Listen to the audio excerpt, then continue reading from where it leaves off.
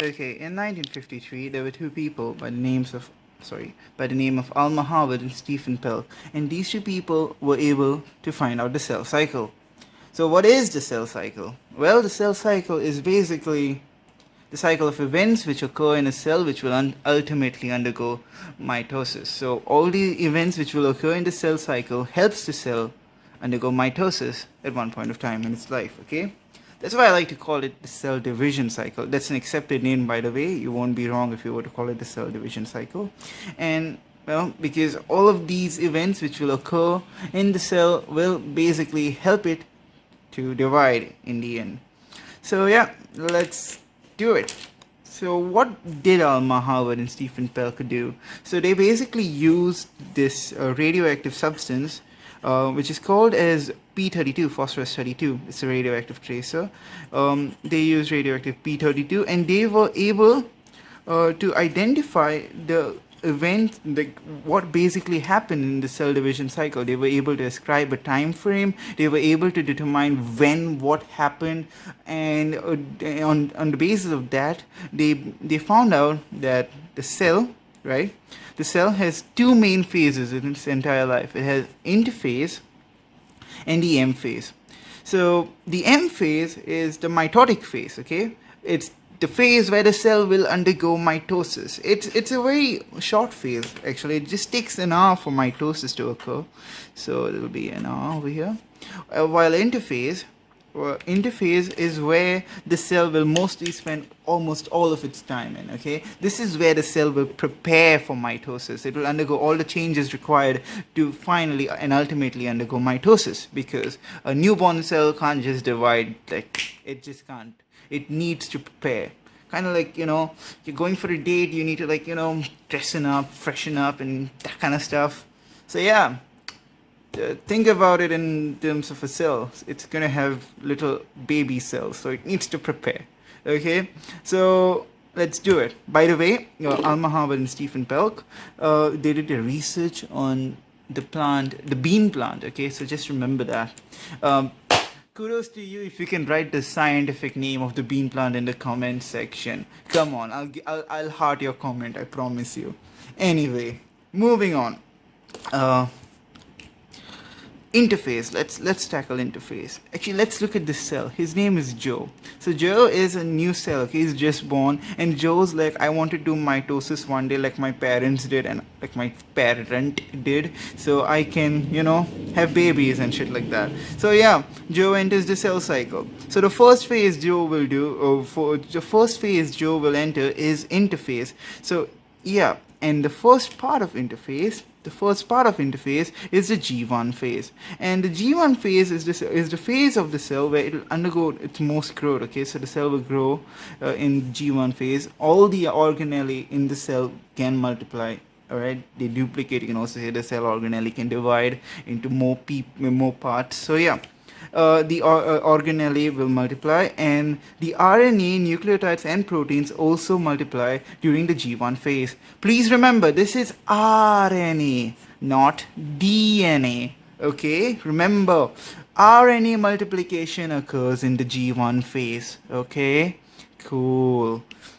Anyway, so yeah, Joe will enter interphase. He will complete G1, and yeah, that's pretty cool. Okay, so yeah, he completes G1, and then he enters the S phase, and well, the S phase is where DNA replication occurs. Remember, DNA replication occurs in the S phase. It does not occur in the G1 phase. It occurs in the S phase. That's why it's called synthesis, because there is the synthesis of DNA. See, science nomenclature can be very intuitive sometimes. Scientific nomenclature, my bad. So yeah, DNA replication occurs in the S phase, and then in the G2 phase, well, it's the second growth period. The G2 phase is, well, here there's the formation of tubulin. Tubulin is a protein very important for mitosis. There's spindle fiber formation. Okay, the spindle fibers are formed in this phase. This is also very important for mitosis. During mitosis, you'll see there's a certain phase in which the spindle fibers are assembled. So assembly of the spindle fibers occurs in the M phase, not in G2. Okay, here it's just form. Okay, they're just form. Okay, it's like in a restaurant you make the food, but the food is utilized by you when you like take it away or bring it to your plate.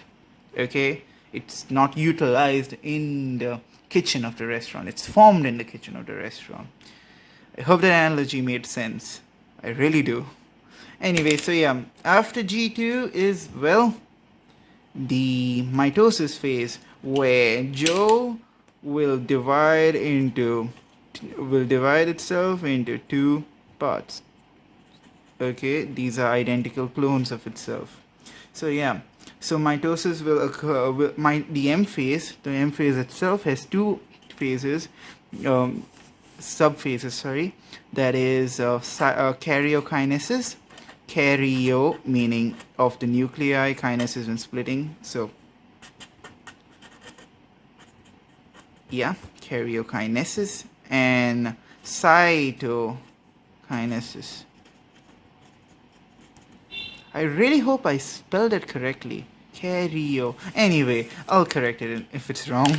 So yeah, that's basically the cell cycle. But hold on, we are not done yet. You see, over here you were like, okay, so the cell can just proceed just like that. I mean, are there any checkpoints? Is there anything to make sure that Joe is ready for this great decision of mitosis? Well, good sir, I have good news for you. Yes, there is. There are certain checkpoints over here, here and here, to make sure that Joe is ready to take this great journey of undergoing mitosis. Okay, and these checkpoints are respectively the G1 checkpoint. The G1 checkpoint. Can you see that? No, you can't. I'll just move this camera a bit down. So we have the G1 checkpoint. We have the G2 checkpoint.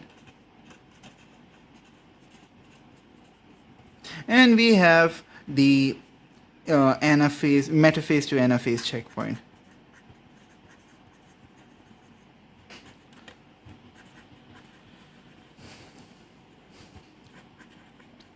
Now, all these checkpoints are controlled by certain substances known as cyclins and cyclin-dependent kinases. That's cyclin and CDKs. These deserve a video on their own. They're pretty interesting, okay? And you can really see the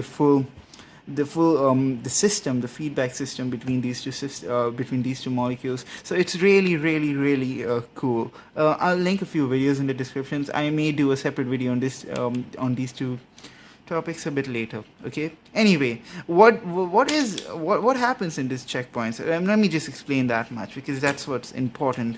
If the basic explanation of what's important, I think you understand what I'm trying to say. Anyway, yeah, what happens? Okay, at the G1 checkpoint, basically checks for the G1 cyclin.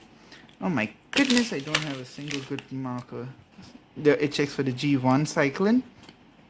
At the same time, that's why it is also called as a G1 cyclin checkpoint. It checks for what does it check for? Yeah, it checks for size requirements, if the cell is the right size. It checks for mutagens. Mutagens are basically mutagens, like mitogens, sorry. It checks for mitogens. My bad. Mitogens. Mito as in mitosis. Gen as in influencing. Okay, so yeah, it checks for mitogens. Let me just write this here properly. Mitogens. And yeah, and it checks if it has the energy requirements for mitosis. Okay, energy requirements. I think you can understand that. Anyway, so yeah, it checks for the this checkpoint checks for these four things. It checks for the cyclins, it checks for the size requirements, it checks for the mitogens, it checks for if it has the energy requirements to undergo mitosis. Okay, what happens if it doesn't? If it doesn't, it enters this phase known as the G0 phase. So yeah, if it doesn't, it will enter this phase known as the G0 phase. Okay, so the cell will enter this phase called as the G0 phase. Now the G0 phase can either be permanent or temporary depending on the cell. Okay, so the G0 phase. Now what is the G0 phase? The G0 phase is described as quiescent. That means quiescent is basically an, I'm not quite sure if it's pronounced as quiescent or quiescent. Well, whatever the pronunciation is, it's basically a phase which has nothing to do with reproduction. Oh my god, that's a rogue AC remote there.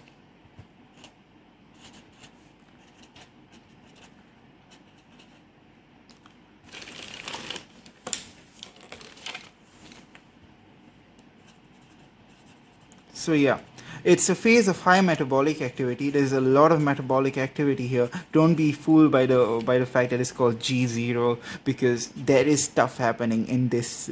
There is a lot of stuff happening in this stage. Okay.